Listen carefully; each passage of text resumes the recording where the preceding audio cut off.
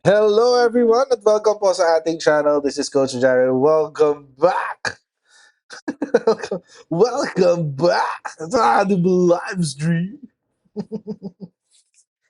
Oh, exciting. Nagugulat ako yung mga biglang input. Hindi ko in-expect. Oh, but once again, mga kababayan, maraming pong salamat sa inyo patuloy na pagsuporta po sa ating channel. Wag niyo kakalimutan na mag-like, mag-share, at mag-subscribe dito po sa Coach Jared Live YouTube channel. At paki-follow na rin po yung ating mga Facebook pages. Meron tayong Tambayan ng Cocheros. At meron tayong social media accounts for our radio show, Pinasabat with Coach Jared. Makikita nyo rin yan sa YouTube at sa Facebook. And mapapanood nyo po ang live stream niyan every Saturday, 8:30 p.m. sa TV Plus, Channel 3, Channel 45 to 49 sa GMA 4 The Box. At syempre sa Radyo Pilipinas, Radyo Publiko 738 sa AM band. Ayan. Ha? Okay.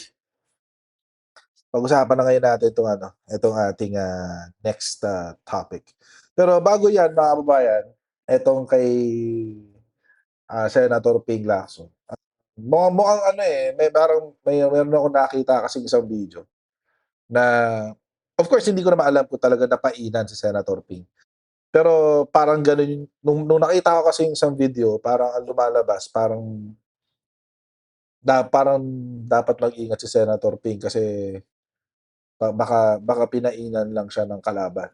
Baka lang naman, baka lang. Pero kung gusto niya baka kung dahil naman nag-due diligence naman siya, et cetera, eh, bahala siya. Pero mamaya pag-usapan natin 'yan. Mm. Um, Mamaya pag-aralan natin 'yan. Gusto ko munang puntahan itong komento ni Ombudsman Remulla dito sa nangyari kay Atong Ang. Mm. Oo, mga kababayan, alam niyo naman ngayon si Atong ang number one most wanted dito po sa ating bansa. Mm. Actually kung tutuusin, para sa akin dalawa dapat ang most wanted. Si Saldico at saka tatlo pala, si Saldico, si Harry Roque, tsaka si Atong Ang. Mm. All of them equally, tatlo. Lahat sila number one. Equally. It's a tie, ganun. It's a tie.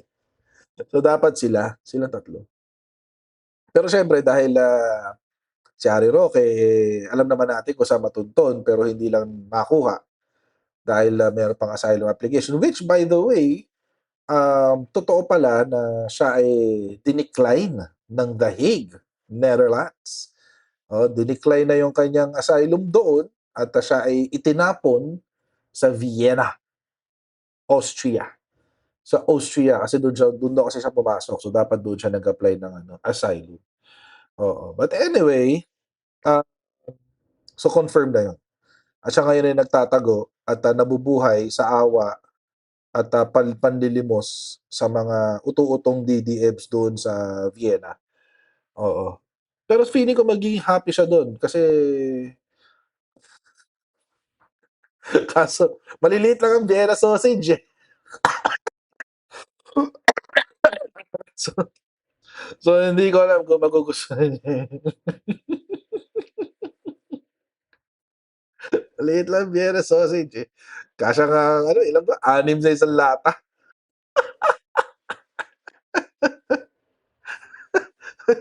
Anyway, joke lang naman yun. Joke lang, joke lang. So, ayun. Ah, so, so baka hindi siya happy doon. Baka mas gusto niya sa Netherlands. Pero wala tayong choice. Kinik out siya ng Netherlands. Oo.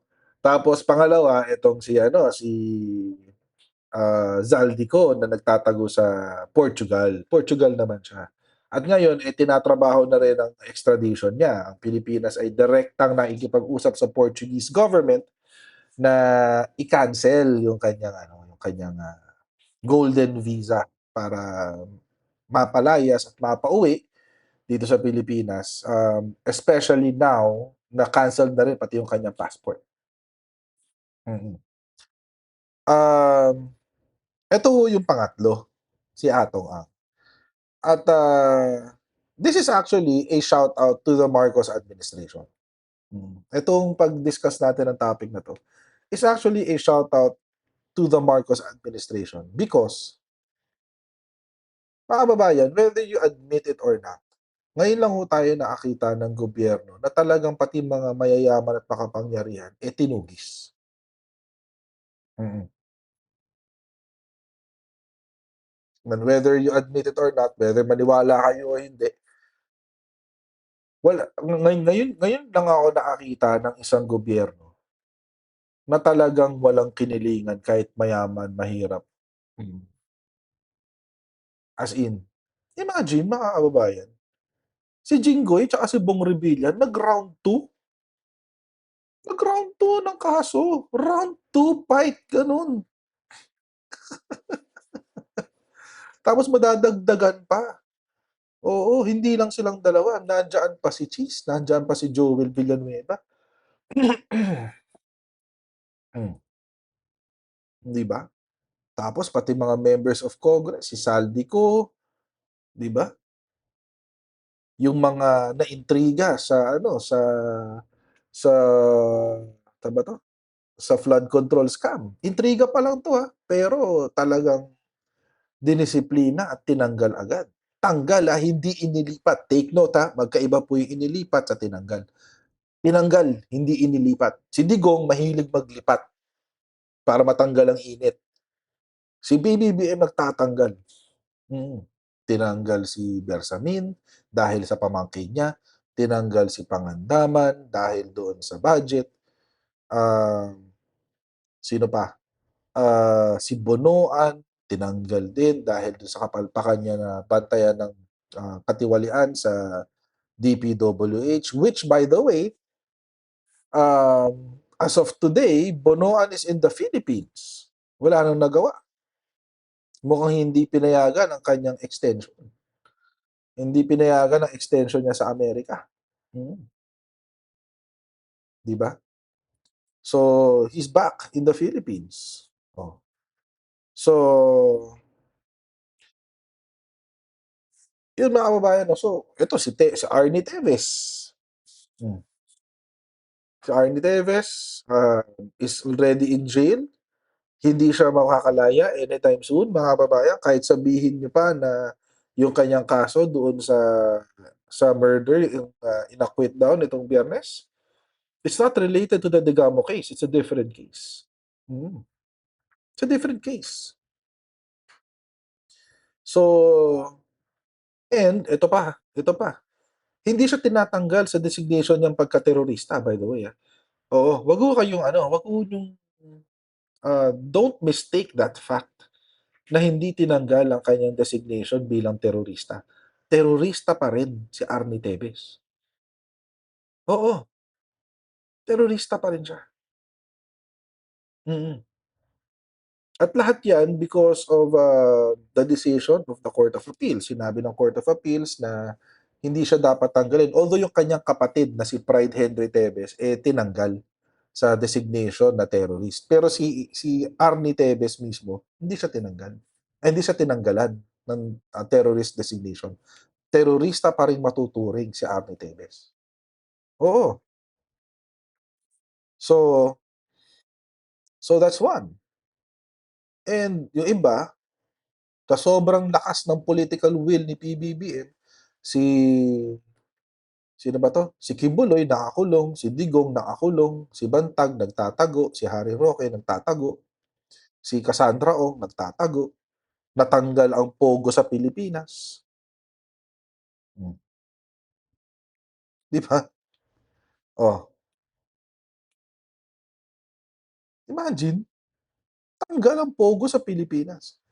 And mga kababayan, um, I think his biggest accomplishment in terms of his political will is yung pagpapakulong kay Digong sa ICC. Yun talaga. Yun talaga mga kababayan. Imagine, alam niyo mga kababayan, sa sobrang lakas ng political will ni PBBM, Chinese embassy na ang nag-file ng diplomatic protest. Ganun katindi guys. Chinese embassy. napipiko na rin pati kay kay Commodore Tariela. Hmm, ibig sabihin gano'n ka-effective ang ginagawa ng Pilipinas sa imahe ng China. Mm. So, I guess mga kababayan,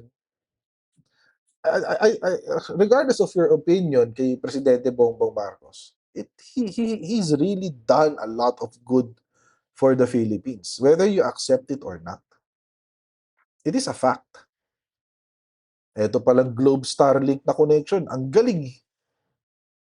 Magkakaroon ka ng signal sa bundok, sa loob ng gubat because of the satellite feed from Starlink.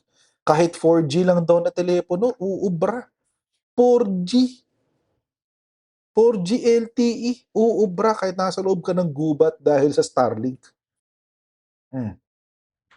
Patapos na yung national fiber backbone ng Pilipinas. Kaya nga kino-consider na ng isang korporasyon sa UAE na magtayo ng data center sa Pilipinas. Dahil lang Pilipinas daw magiging data center hub ng buong mundo one of these days. The data center hub, sorry, data center hub in Asia pala. Hmm. Hindi mangyayari yan kung hindi yan inumpisahan at ginawa ni PBBM. PBBM has done really a lot of good for the Philippines. At ito pang matindi, si PBBM nagbabayad ng utang. Umutang siya, babayaran niya yung utang niya. Oo, gano'n. Oo, meron tayong responsabling presidente. Hindi yung uutang siya ng 7 trillion tapos hahayaan niyang problemahin ng susunod na administrasyon. Walang gano'n. Hindi gano'n, guys. Oo, uutang siya, babayaran niya. Gano'n. Gano'n ang tamang gawain na naman talaga dapat. Mm, 'di ba? So alam niyo mga kababayan, whether you admit it or not, whether you believe me or not, the facts and the numbers will show. Lowest unemployment, we have low unemployment, low inflation, 5.5 GDP, partida, meron pa tayong corruption issues na hinaharap. All of these things, hmm, all of these things.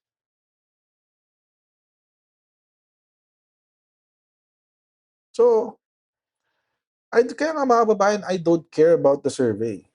Hmm. I don't care about the surveys. You know why? Kasi the surveys, again, ulit-ulitin ko talaga 'to, are fake surveys.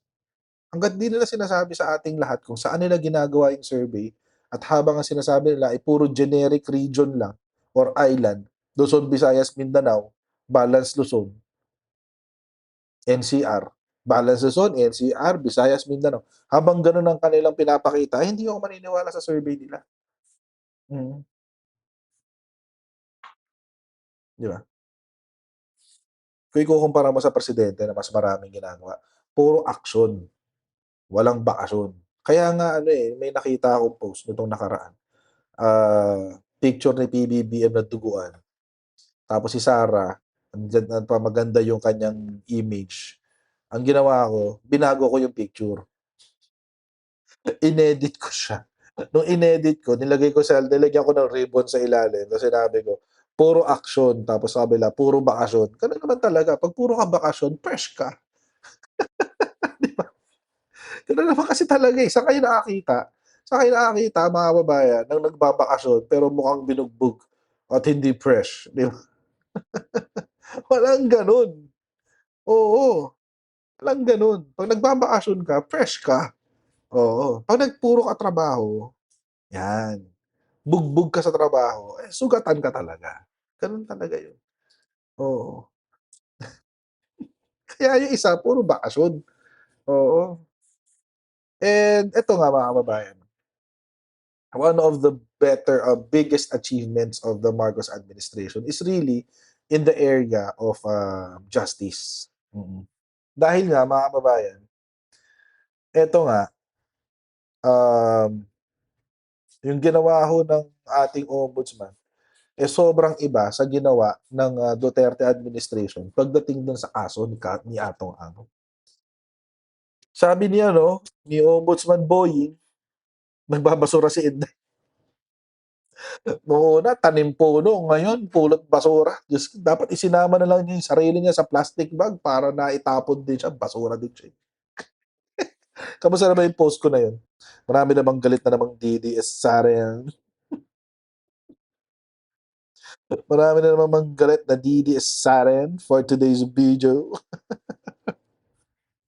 Sana ba? Ay, konti lang. Hindi nila pinapansin. Pinost ko yan eh. Ayan, sabi ko, ito, pinost ko siya yan. Sabi ko, sama ka na din sa plastic. Sama ka na din sa plastic pag Inday tsaka Duterte, basura ka din naman. Sama ka na din sa plastic bag, Inday tsaka Duterte, basura ka din naman. Sabi sa picture. Anyway. Ay, mm.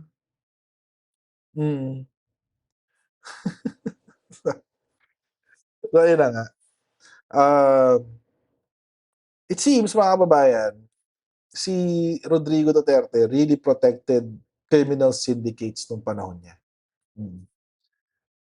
Hindi ko alam kung nakita niyo rin, pinost ko sa Facebook na nalampasan na ni PBBM yung tukhang ni Digong in terms of the volume and the amount of drugs confiscated.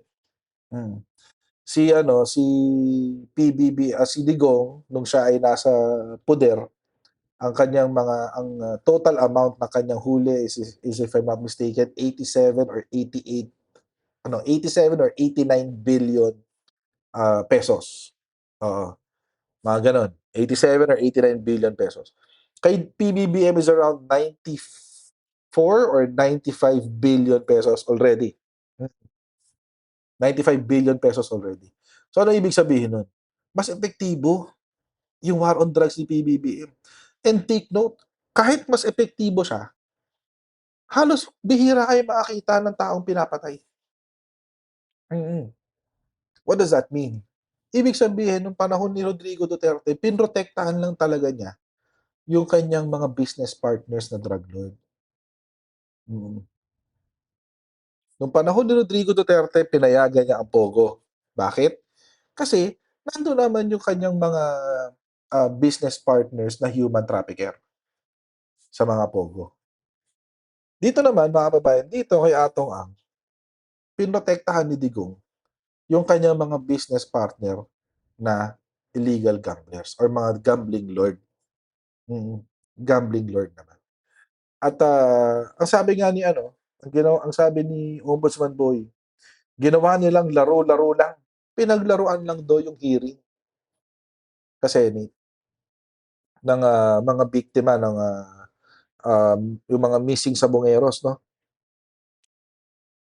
Pinaglaruan lang, mga kababayan. Parang hindi tao, no? Yung namatay. Parang hindi tao yung nawawala. Pinaglaruan lang. Ito yung sinabi sa executive session kahapon. Imagine, itong warrant of arrest kay Atong Ang, 43 months. New tinrabaho. Trabaho. 43 months Ito, yan. hindi naman. Wala nang nandun ka pa sa DOJ, no? Hanggang sa DOJ Upo ka lang, mo. tinitira mo na yan, di ba? Pag upo ko sa BBM administration, that's the first day, sinimulan natin yan, ang hirap kaya ng pinagdaanan At namin. ito, Ombudsman, hindi dahil sa kasama ka namin dito, Oh. Yung kasong yan, walang halos gustong gumalaw. Walang Kasi gusto. natatakot at andap. Hindi lang yun. At saka ginawa nilang laro-laro lang sa Senate. Hindi lang yun. Narinig niyo yun? Ginawa lang daw laro-laro sa Senate under Bato de la Rosa.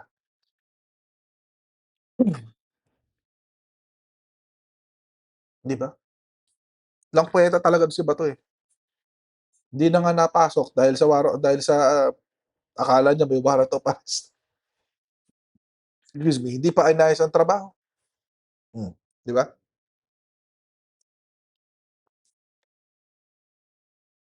Marami ho talagang BS na nangyayari during the Duterte administration. At lalo tayo sa ako personally, I can admit that isa ho tayo sa mga nabulag ng Duterte administration. Primarily because of the hate that we have towards the Dilawans and Kakampings.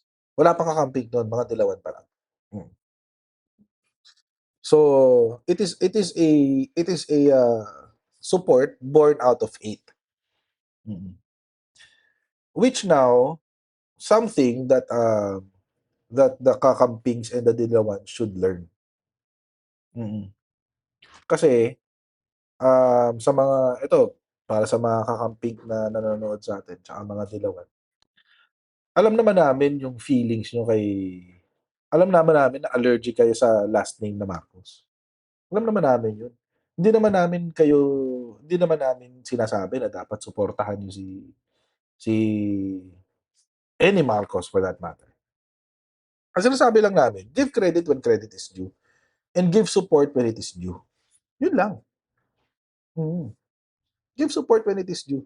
Kasi, the more na tulad niyan, the more na you express your hate, lalong ginagamit yan to bolster the propaganda of the Dutertes. Imagine yung mga Duterte ginagamit yung mga kakamping para makapagpropaganda. Mm.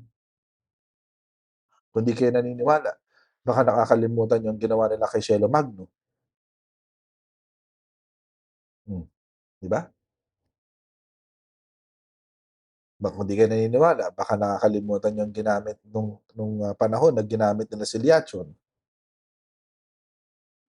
Hindi naman napag-uusapan yung PhilHealth noon eh. Kay Liachon nag-umpisa yung PhilHealth. Di ba? Ganyan din kay Shelo Magno. Di ba? I mean, sa sobrang galit nyo sa anyone with the last name, with the Marcos last name, nagpapagamit din kayo sa mga Duterte. So, I mean, walang problema mag-criticize. But, the problem with kakampings kasi, dilawans, is that they criticize and dismiss. And they don't give credit when it is due. So, walang problema sa akin na maging allergic kayo sa pangalan ni PBBM, sa pangalang Marcos. Pero, at the very least, you have to be fair. Kasi, inadvertently, ginagamit kayo ng mga DDS. So, good luck sa inyo. Galit kayo sa mga Duterte pero nagpapagamit kayo. Well, I mean, yun lang naman. Going back sa ating topic. Etong si Bato de la Rosa, nilaro-laro lang daw yung kaso ni Atong Ang. Trip-trip lang, pinaglaruan lang. Bakit? Well, alam naman natin, mga kababayan, na nung panahon na na-active si Atong Ang, pinaglalaban kasi ni Rodrigo Duterte yan. Pinaglalaban yan ng Isabong. Pinoprotektahan niya si Atong Ang nung panahon na yun. 3 grupo ng tao ang pinotektahan ni Rodrigo Duterte. Drug lords, human traffickers, at gambling lords.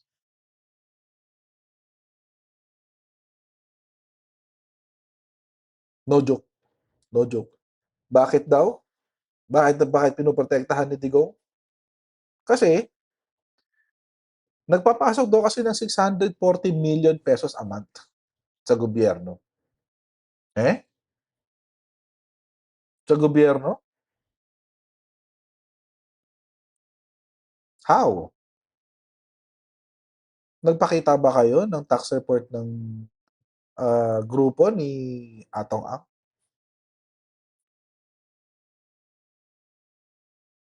Sigurado ba tayo na napupunta talaga sa gobyerno o sa halal sa gobyerno?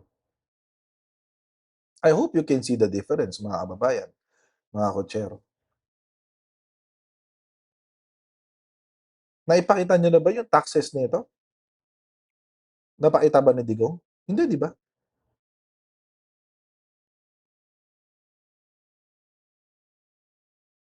Baka ibig sabihin ni Rodrigo Duterte, merong 640 million pesos per month na napupunta sa mga halal ng gobyerno.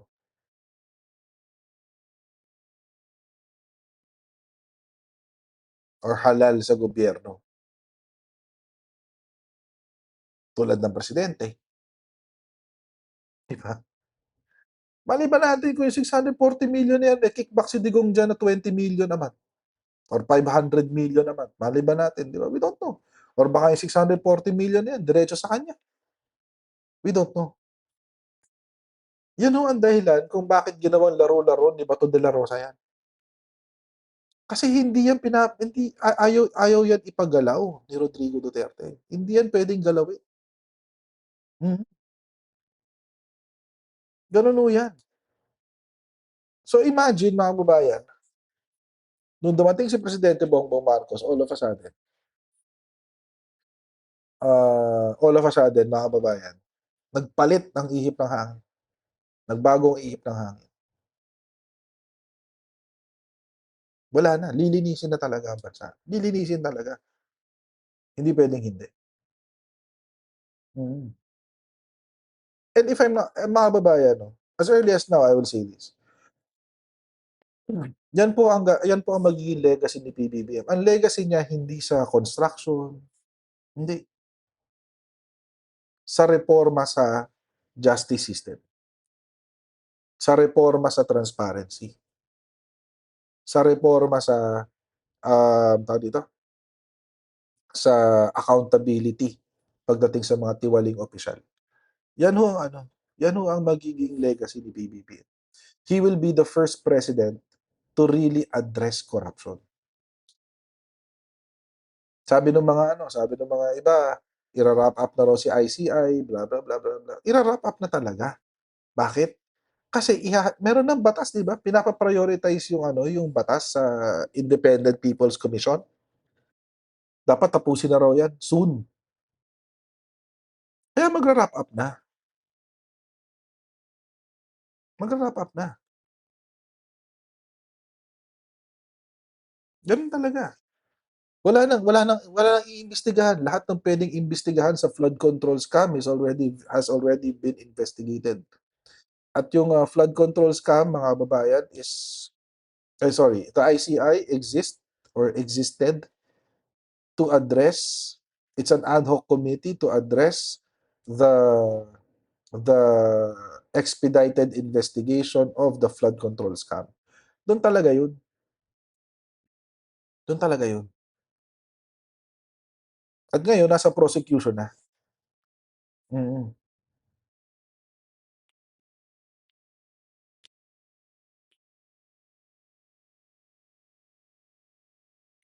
So, imagine, nilinis niya yung corruption in DPWH. Walang presidenteng nakagawa nun, guys. Open secret yan. Alam nating lahat yan. Open secret yan. Pero because of just one statement, mahiya naman kayo.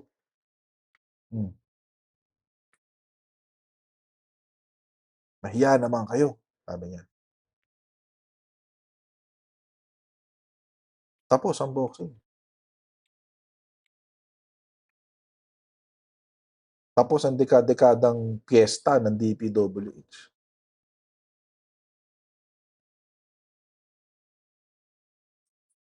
So that will be his legacy. His legacy will really be on reforms, accountability, and transparency. Starting next month, if I'm not mistaken, sa incoming budget. Sa incoming budget na season, for the 2027 budget, ang House of Representatives will transition to blockchain.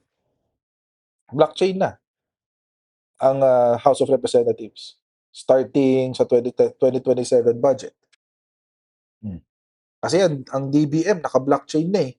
Iko-connect na lang lahat doon sa blockchain na yun. Imagine his reform on transparency. Oo. Imagine.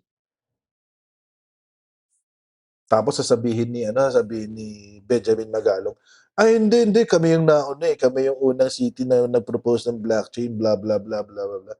That's BS, man. That's BS. Hindi pa Sephiroth Crescent, hindi pa batas yung sa blockchain. Pero malapit na yan. But voluntarily, nag-volunteer ang House of Representatives, if I'm not mistaken, starting dito sa 2027 budget, they will be utilizing blockchain. Oo. So, imagine. Anyway, tuloy natin to. Lang yun. Yung kaso na yan, nagkaroon na ng ano yan eh. Umikot na yan eh. Sa totoo lang, cold case na nga ito. Hindi, Cold case siya. Cold case na nga ito. Oh. nung nangyari yan sa Senate na ano sila, nagkaroon ng impormasyon na hindi kumpleto yung report. At yung mga yun sinapatidongan, nakulong pa yan eh. Oo. At ito lang. Diyan nagsimula yan. Kaya ako, ang talagang pasasalamat ko dyan, si General Eli Cruz. CIDG nung nakuha yung ebidensya, kila Patidongan. Magaling din yan. Tsaka mabait Hindi, din kaya yan nga eh. si Asik Eli. Nung pumasok si Eli, doon nagkaroon ng continuity yung kaso. Kasi wala na yan. Wala na. Tapos kasi, nag-away na sila Patidongan. Hindi na siya, parang gusto na siyang Bitawan. Oo, gusto siyang Alam mo na yun. Alam mo na yun. Gusto nang gilitin. Gusto nang medyo mag-relax ka ng permanente. Oo. Sa permanente. Kaya umabot sa akin yan eh. Pero Ang hirap kaya na in fact, yung mga nakakausap nga na. Taon ang pinagdaanan nito. 43 months. Oo. Walang gusto humawak Wala niyan. ombudsman, nangingimi dahil ho sa laki ng mga personalidad na involved. Ito hindi naman sa dahil kasama natin si ombudsman ha. Pero ayaw talaga nilang gawin niya. Makikita nyo naman, halos pinatulog yung kasong yan dyan eh. Di ba? Hindi, tanggalin mo yung halos. Talaga. Talagang Hindi, pinatulog. ang nag-umpisa doon, ang naalala ko, ombudsman, ang hirap na hirap noon is yung pagkalap talaga ng ebidensya. Ang hirap. Kasi bubuin mo from Para scratch. mabuo lang yung storya. Cold case no? Cold Ang case ito ang bigat niya. Ito lang ombudsman ang tanong ko. Kasi tatlo yan eh. Yung kaso sa Lipa, yung kaso Tatlo ba? sa Santa Cruz. Santa Cruz. na parehong finailan. Ah. Di ba? Ito yung Tatlo finailan. ba? Tatlong kaso? Ito yung finailan on the Lipa, at ito Santa yung Cruz. Sa Lano. pero may Sa isa Pablo. Hindi, may isang naiiwan, yung Manila. So yun lang sana, huwag maiwan yung Manila case na yun kasi tatlo yan eh. Di pag hindi na discharge si Patidongan doon sa third case. Discharge siya ron. Di pa. Di pa, Pero hindi pa. doon na rin papunta. Yung Manila, ito yung may video pa, di ba? Hindi ko alam Hindi, basta. At saka state witness na nga siya eh. Doon siya naging state witness. Basta yun na sana hindi maiwan yung Manila case. Hindi maiwan niya. Yun kasi Nandito pag naiwan yun, madidisgrasya si Patidongan. Makikita mo rin eh, no? Paano? Pakonti ng pakonti yung mga lumalapit sa amin na pamilya. Kasi Babayaran. inareglo. Pero Yan bang isa? Naging challenge pero yan. ano bang principle dito? Parents patriae. Yun. Ito po ay responsibilidad na Ng ng Estado. Estado. Tama. Hindi na po ito private crime. People na to eh. This is already public interest. Sa mga hindi po alam yung doctrine of parents patriae, simple lang ho yan. The doctrine of parents patriae, it essentially means it's a constitutional doctrine that states that the state should take care of its citizens. So, like a father is to a family. Kaya parents patriae. Father being a parent. Yun. So, obligasyon ng at bilang ama ng bansa o ng ama ng bansa, ang trabaho mo ay siguruhin na ang iyong mga citizens ay protektado at provided. That's basically what the doctrine means. Parang ama, ikaw ang ama ng bansa at ang trabaho mo ay protektahan at bigyan ng pangangailangan yung iyong mga citizens.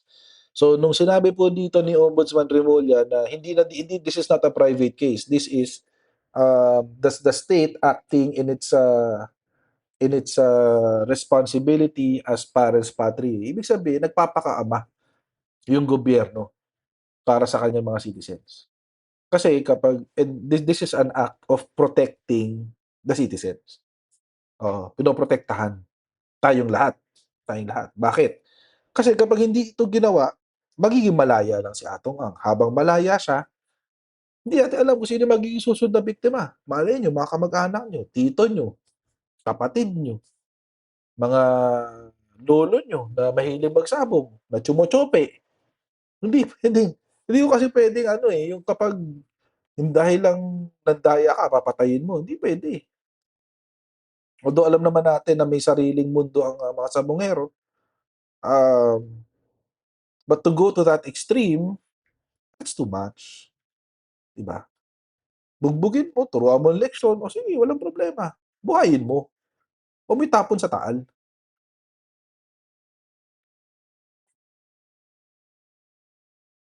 Actually, pag binugbog mo, violation na yun. Physical injuries na yun. Pwede ka rin kasuhang krimen dun. Physical injuries. Lalo, ay ano pa yung pinatay mo. Diba? So, obligasyon mo yan ng gobyerno na protektahan yung mga citizens. Even from people like Atong Ang na bilyonaryo nga, pero may ginagawa palang ganyan. Oo, kaya kahit umareglo sa ibang tao yan, ang The aming mistake trabaho, will magkaroon continue. pa rin ng hustisya. Kasi, pag hindi namin ginawa ang hustisya, magtutuloy-tuloy ang kalokohan yan. Correct. Papatay ng tao yan. Walang Tama. tigil. So tuloy. Tama. Tuloy. Oo. At Hindi hindi na ko lang paparusahan, maintindihan, kayo naman yung mga galing na eksperto dyan. Yung kanyang abogado, na bibigyan ng advice si Mr. Ang. Di ba na wag sumunod sa We authority? will handle that. We will file a manifestation. Di ba dapat Supreme ikaw Court, yung oo. Sino ang officer of the court? abogado niya? Sino ang abogado? Villarreal. Si Gabi, Gabi si Gabi. Villarreal. Gabi. Officer of the dapat you have to respect the Oo. Constitution.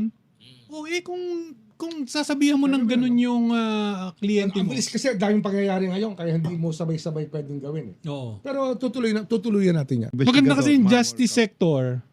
Di ba parang isa lang ang kumpasan. Di ba parang you dance to the same tune. Oo. Hindi yung paiba-iba. Di ba ito diskarte ng DOJ. Ito na sasabihin ko Palis yung talaga. kaso ng ombudsman. No person will be too rich or too powerful to escape the clutches of the law, especially in corruption. Hindi talaga. Yan ha. Nobody will be too rich or too powerful. Yan. Ayan, quotable ombudsman Rimulya. Dito na mag-uumpisa yung sinasabi na that nobody is above the law. Oo. Yan na yan. At yan, ipapakita ho ni Ombudsman sa mga susunod na araw at makikita ninyo. Di ba naghahanap po kayo sa... Yun ang theme ko eh. Mula nung SOJ pa ako, Department of Justice pa ako. Di ba? Oo. Sino ba pinunteriya natin? Ba't natin pinunteriya? Oh, yung malalaki. The biggest gambling lord in this Atong country. Ang, bilyonaryo yan. Correct. Biggest Diba? gambling lord. Hindi, kasi Organized crime yan. Pag sinabing Tama. gambling lord, organized crime Hindi, yan. kaya nga ito Kasi mga for a long time, ang tayo Untouchable, dahop tayo pagdating sa justice. Oo, Yun wala ang nangyayari. sabi nga nila, those who have less in life, Less in life should have more in law. Mm. Di ba kung ikaw ay mahirap Ano ba, na... ang Ano yun? katulad- Hindi lang sabi-sabi yun. That is a decision from the Supreme Court. Oo. Ano yun? That is tawag dito? That is part of the law of the land. Those who have less in life should have more in law. Kadululuhan Siya ito. naman. Kadululuhan ito. Ang gusto ko lang, ang Pilipino, proud to be Filipino. Yes. Yun naman ang Dupo kailangan na dulo. natin gawin. Doon tayo papunta eh. dulo. Yan, doon tayo Ako naman, papunta. importante sa akin, Ombudsman, mga kapatid. 100 days, 100 days. 100 days. Eh, yung ordinaryong tao naman, pagka mayroong umaapi sa baba, inapi ng mayor, inapi ng governor, inapi ng congressman, inapi ng senador, di ba? Inapi ng mga opisyal ng munisipyo at kapitolyo, meron naman tatakbuhan. Oo, syempre. Hindi naman makakalapit kay presidente yan eh. Hindi naman makakalapit sa mga Tama. congressman yan. Oh, Hindi mahirapan naman pa. siyang malapitan na, Ombudsman, pwede nyo ba akong tulungan dito? Bakit? Ako po'y ginipit dahil yung aking occupancy permit, hindi Ganito. nilabas eh. Hindi ba? Kung hindi, pati yung mga, at ito, it will transfer also. May transformation yan. Pagdating sa judicial system, kasama na dyan yung mga RTC at saka yung mga Binanggit na nga piskal ni at lahat. Ombudsman yun nung Importante nakaraan eh. Di ba na wag lamang ko kayo nakatitig sa legislative, wag lang ko kayo nakatitig sa executive, ba tingnan din ho nyo yung judiciary. Judiciary. Marami hong magic din nangyayari dyan. importante Na yun. totoo Well, naman ha, ito tayo real talk lamang. Oh. Hindi tayo... Well, May tulad nangyayari dito. dyan na hindi natin Marami yung nangyayari Marami sa dyan. ganyan. Alam naman lalo ng mga tanungin mo lang yung mga practitioner, alam kung sino eh. Di ba? Yung mga, Well, yun lang masasabi ko doon. Well, wala namang exempted sa corruption, mga kababayan. But ang importante kasi doon, if occasions such as corruption happens, dapat merong nananagot. Dapat may penalty. Oo. Pero si Berto naman, sinabi pa, 300 million pesos each sa SC. Grabe naman siya. Di ba? So, I mean, it's low, But we're now heading the right direction. Ito na yung tamang direksyon na dapat natin pinatutunguhan. Medyo matagal lang, medyo mabagal, but at least we're getting there. Yun naman yung importante. Mm. Yun naman yung importante. Na merong nangyayari. Something is better than nothing. Di ba? Ika nga. Okay na yung, at least may mabagal man, pero may progreso. Kesa yung walang progreso. Kesa yung kung ano tayo nung Duterte administration, hanggang ngayon, ganun pa rin. Di ba? Ano ba yun nandyan nung Duterte administration? Maraming drugs. Oo. Maraming drugs. Konti ang huli. Pero ngayon, wala na. Mas marami ngayon ang nahuhuling drugs. Di ba? Mas marami nahuhuling drugs ngayon. Kumpara nung panahon ni Digong. Maraming human trafficker sa pamamagitan ng Pogo. Nandiyan pa ba ang Pogo? Wala na. Although merong isang lugar na malapit sa amin, dinagdududahan ko parang Pogo. Duda lang naman. Oh, one of these days, matutuklasan ko rin Pogo yan. One of these days. Oo. So, ayan. Pero ngayon ang Pogo, officially, it's banned in the Philippines at tinutugis sa silang lahat. Ngayon, gambling lords is becoming a thing of the past. Si Atong Ang is being prosecuted. Si Chavit Singson is also being prosecuted. Not for gambling, but for graft and corruption and plunder.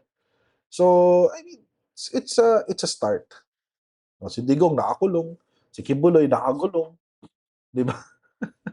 And more to come. And by the way, nakita niyo ba yung bagong labas ng FBI na wanted poster? Ako, nakakaramdam ako na baka magkaroon ng extradition one of these days. Ha? Seriously, no joke, no joke. Kasi naglabas ng FBI ng bagong wanted poster, nandun na naman si Kibuloy. Nandun na naman siya, guys. Nakulat ako. Namumukod tangi ang mukha doon. 3 babae yun nandun eh. Tapos nandun siya. Namumukod tanging lalaki. So yun. Diba? It is better that it's better than nothing. Diba? Something is always better than nothing. And I mean the Marcos administration is not getting enough credit, but eventually pagkatapos ng term ni PBBM, yung mga nagpabudol sa mga Duterte, may iisip din nila na ay shucks, oo nga. Tama sila. Oo. And by then, probably, kung iboboto nila uli si Sara Duterte, napakalaking. Wala na, nasa China na tayo. Probinsya na ng China ang Pilipinas. So, sana ho hindi mangyari yun, guys. Sana hindi mangyari. Okay. So mga kababayan, hanggang dito lang po muna tayo sa ating live stream. 1:00 na, madaling araw na mga kababayan. So kita-kita po tayo bukas sa ating susunod na live stream. Medyo malilate lang po ako bukas ng kaunti. But magla-live stream po tayo tomorrow. Okay, so I'll see all of you po tomorrow sa ating susunod na live stream. God bless and see you next time, guys. Bye-bye.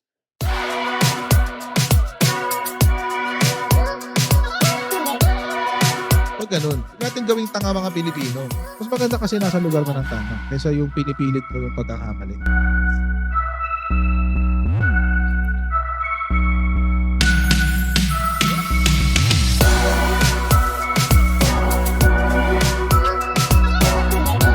Are they willing to go that far? Hindi nakakalimutan ng Pilipino yan hanggat di nasasagot.